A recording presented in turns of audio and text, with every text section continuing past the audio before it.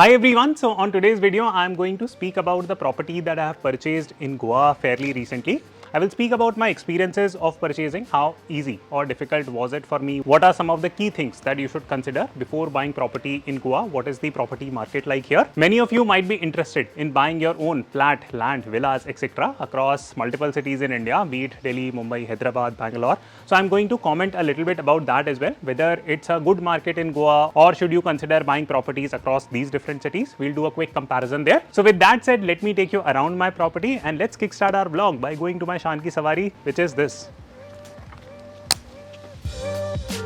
On a funny note, I might probably the first person in India to show you a 2 crore villa sitting on a bike. So let's go.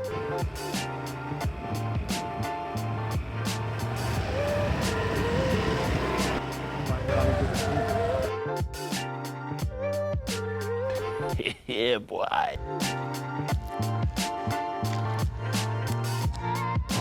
Okay, so I could not give you the villa tour and there are two reasons for that. One is that it is already on Airbnb, so it would look really odd if I go and become Tulsi there and start giving you the tour. But I am putting some pics here, that's one. Second key reason is that I am getting the interiors redone. So once the interiors are done, I will show you the villa around. But I hope that through this video, you will get a brief idea as to what type of villa I have purchased. So now comes the natural question that why did I purchase this villa and should you also do something similar? So let me start putting some points down. So point number one is that I typically buy commercial properties. Now there is a reason why I prefer commercial properties over residential properties. The reason is fairly simple because they generate higher rental yield.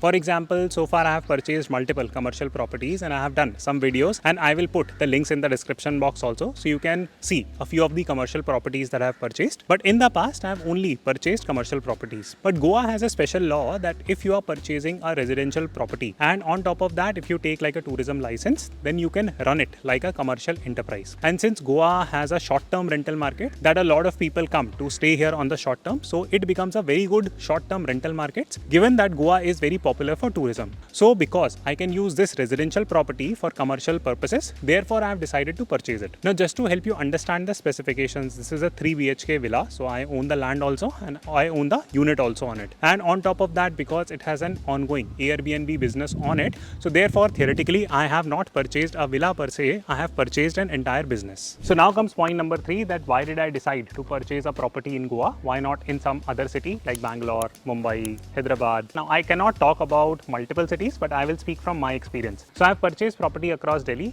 Gwalior and Goa. So these are 3 cities where I have had first-hand experience of buying real estate. So I will contextualize my conversation accordingly. So what I personally feel is that Goa has a booming real estate market. A lot of demand is there. A lot of people want to invest in Goa. Now the primary reason for that can be understood through rental yield. So let me explain this by using the example of Delhi. So in Delhi, if you are purchasing any property and if you are investing 1 crore rupee, then on that 1 crore rupee, you are going to get 20 to 25,000 rupees. So for example, if you are buying a house in Delhi for 2 crore rupee and if you decide to rent it out, then the amount of money that you will get in rents is not going to be more than 40 to 50,000 rupees. So this is a math that you can test it out. You can go and speak with a lot of people and they will verify this. Now, of course, you can speak about exceptional properties that, okay, you know what, my chachaji bought some property in Delhi or Gurgaon and he's making like on just 1 crore investment, he's making now like 5 lakh rupees a month. There will always be exception, but general rule is that in Delhi or even in Mumbai these days or even in Bangalore, if you are investing 1 crore rupee, then the rental amount per month comes out to be roughly 20 to 25,000 rupees. So which gives a rental yield of roughly 3%. Now in Goa, if you have purchased a decent enough property, then the rental yield will come out to be between 6 to 12%. So it is almost double. Why does that math play out and is that math playing out for me? Let me explain you via some numbers. So for example, I have purchased this villa for approximately 2 CR and on a monthly basis, I have rented it out at 81,000 rupees.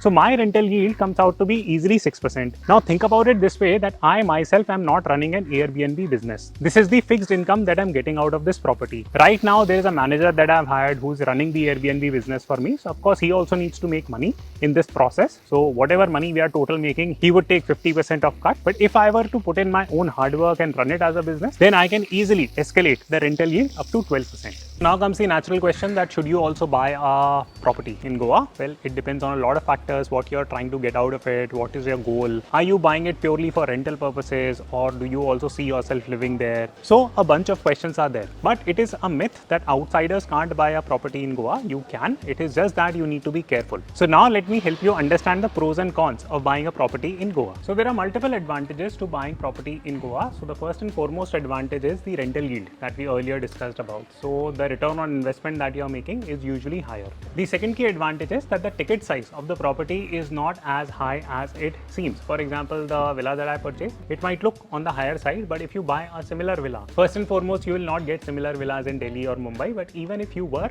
this would easily go for 3x the price. The third key advantage of buying a property in Goa is that the maintenance charges are on the lower side compared to other cities. Why is that the case? I don't know. Fourth and final point is that if you pick a good property, then it would be very close to the beach. In fact, I would encourage that if you are making investments in Goa, do try to find properties that are closer to the beach, especially if you want to do short-term rentals, because anyone who is looking to stay in Goa even for a little bit, they always try to find properties that are closer to the beach. So this property, I will show you which beach is around, and it is just 1 kilometer from here.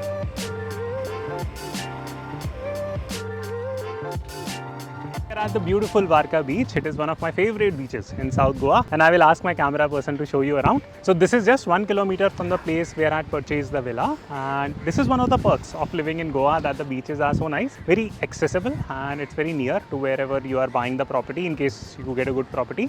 I might not be able to comprehensively condense all the points, but at the same time, if you are interested in buying property in Goa, you must also be aware about the weaknesses or drawbacks of purchasing properties here. So let us quickly speak about it. Now you might get super enticed by looking at beautiful beaches that, okay, let me sell everything and shift to Goa and also purchase like 50 different properties here. So this section is going to be extremely important for you. So first and foremost point that you need to remember while buying properties in Goa is the Portuguese succession law. So it is a little bit difficult to buy properties in Goa because still there are Portuguese laws that are followed, and you need to be a little bit careful about it, because many a times people sell their land and builders are also constructing on it. Then someone from Portugal comes and then they start claiming land rights to that particular property. This happens even when a builder has sold you the property. It might become your problem. So therefore it becomes very important for you to ensure safety of whatever you are buying in Goa. Now how to do that? The easiest thing is that take a bank loan. So when you take a bank loan, the bank also gets involved into the property that you're purchasing. You might have to pay a little bit of charges to get the bank loan and do all that approvals, etc. But the property that you're going to get on a bank loan, those are considered to be safe properties because they would have been vetted by the bank quite aggressively, because their money is also stuck into it. The second key point that you must be aware of is the builder nexus. So builders these days, they are tricking a lot of people in terms of buying really bad properties at crazy prices. This is especially happening in North Goa these days because the property prices had really shot up in the last 2-3 years.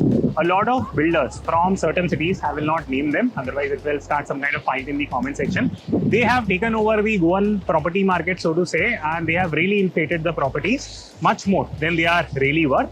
Now, the problem that happens is that many outsiders are buying property in Goa. They do not stay here, they do not do their due diligence, they just simply come, love the atmosphere, buy a property. Then it becomes like a little bit of complicated scenario for them, and therefore they are not able to do the price discovery of the property. So this is the first key issue that people from outside Goa, they face while purchasing property here. So the related tip that I will give you here is that please stay here for a little bit, get to know the market, and then only purchase a property here. Second related point is that a lot of funny stuff happens in terms of property buying. Now, what do I mean by that? So basically these days, what I'm seeing is that a lot of builders, they have started giving like combo deals. And on top of that, you have to sign on an agreement that I will do Airbnb or short-term rental business for you. So you end up paying like EMIs on your home loans also. And second thing, you end up paying a lot of commissions on whatever money is being made. Or sometimes they just simply ask for like fixed money from you on monthly basis. So it becomes like a double whammy on you, and you need to be really, really careful about getting logged into such deals. This is not aggressively happening in South Goa as of now, but it is only a matter of time that such type of practices will also get absorbed in the South Goan market as well. Now, third and final con in terms of buying properties in Goa is that there are a lot of local administration conservation issues and a lot of local complications that happen. One classic case in point is the garbage collection issue. So there are a lot of properties here in Goa where big villas have been built, whatnot, and garbage collection thing has not been sorted. Now this type of an issue gets solved when you're living in a society, but many a time people think that, you know what, I'm going to buy like an independent land, construct like one villa and live on it. Now imagine that you have to sort out the garbage collection problem just for you, then you will end up paying a lot of money in that regard. There are also a lot of issues regarding getting clearances. For example, in Goa, people sell land especially, and which are called as sanad land or non-sanad land. Sanad simply means that that property is clear for development. So you can buy that land and start constructing whatever you like for whatever the property clearances have been given. But a lot of people are buying non-sanad land, and many a times getting these clearances can become a little bit complicated, especially if you're simply buying land in Goa and not living here. So that all can lead to complications. So these are all minor points that keep on happening irrespective of which city you are buying the property in. So every city will have its own set of complications, and Goa has it too. But I hope this short video gave you a perspective as to how did I end up buying a property in Goa as an outsider. Going forward, am I going to buy more properties in Goa? 100% yes. I am already locking in a second deal. So I will keep you updated with all this information. In case you need more information about the Goa property market, there is a Google sign up sheet that I've created. So in case you sign up for that, I will organize a separate webinar and inform you more, because there are only limited number of points that I can teach you through a YouTube video. But I hope you enjoyed this brief conversation, and if there are specific questions that you would like me to answer, do comment. I will try my best to answer those. Thank you so much for watching, and I'll see you soon.